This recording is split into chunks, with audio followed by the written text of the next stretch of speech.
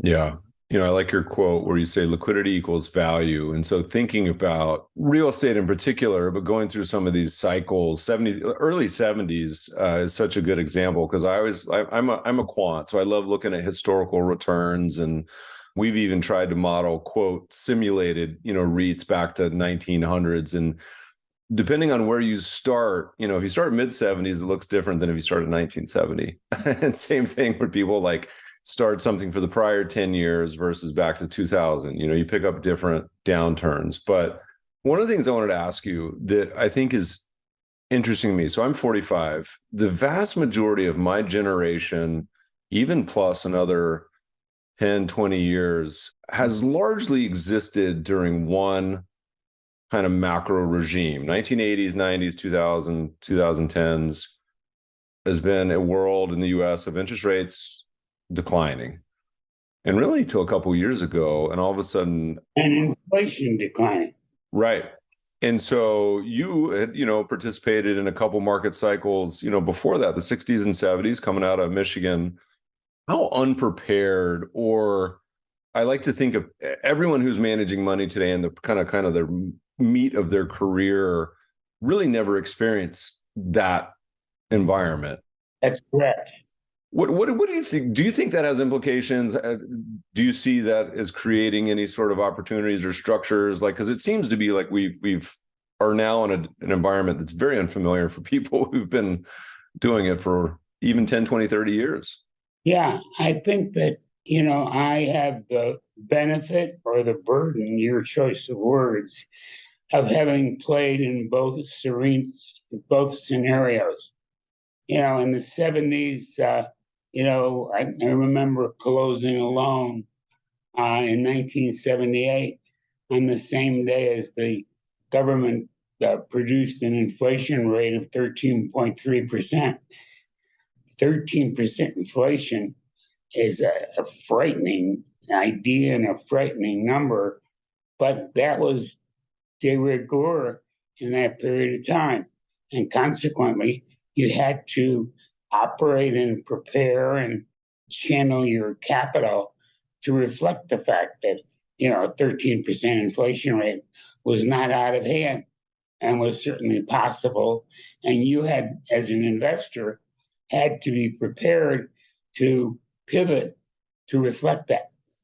Yeah, at least it seems like it's kind of coming down here in the US. Europe, who has a long history, painful history with inflation, is seeing some numbers that are getting perilously close to kind of that double digit level you're referencing.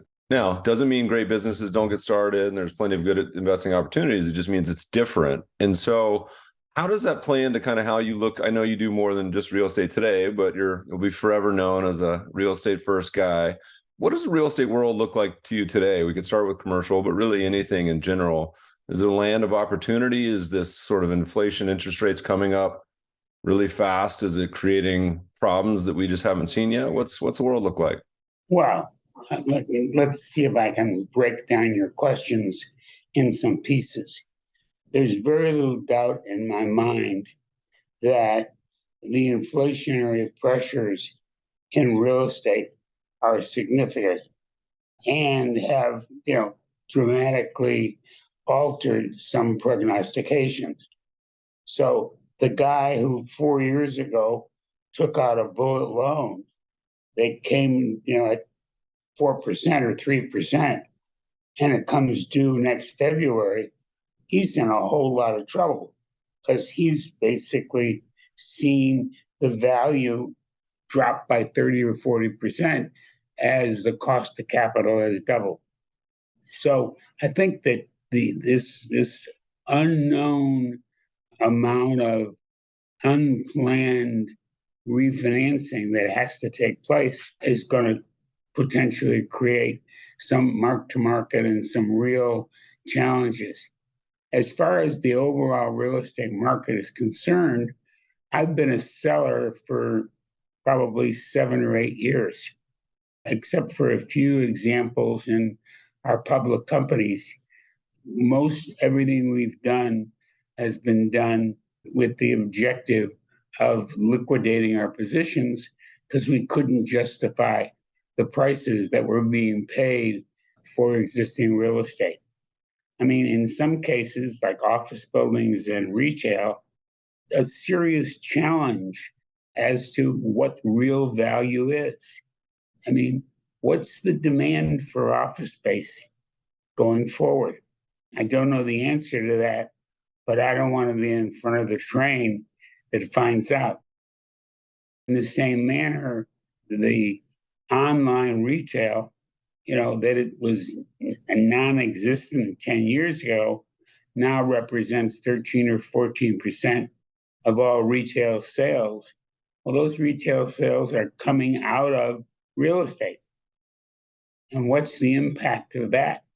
And how do you as an investor adjust for that kind of a thing? I mean, here in Chicago, 25% of Michigan Avenue, which was the number one retail space in the city, is vacant. Go to Madison Avenue, New York, and take Madison from 52nd to 83rd, and the amount of vacancy is alarming. I think you have the same situation in parts of LA. So I think that, we're living through a pretty serious adjustment. At the same time, the demo space, the warehouse space, continues to be in very short supply. So what you've seen is like on a seesaw, you've seen, retail and office go down and, warehouse and demo go up. And of course, the same thing is true in the residential space. Now, the residential space is compounded by the fact that, we've allowed Not in My Backyard to become a calling card for, impairing development. As long as we continue to impair development, we're going to have shortages. The number of people, being added to the population is not being met by the housing creation. And that's because we've made it so difficult and so expensive to add to the housing supply.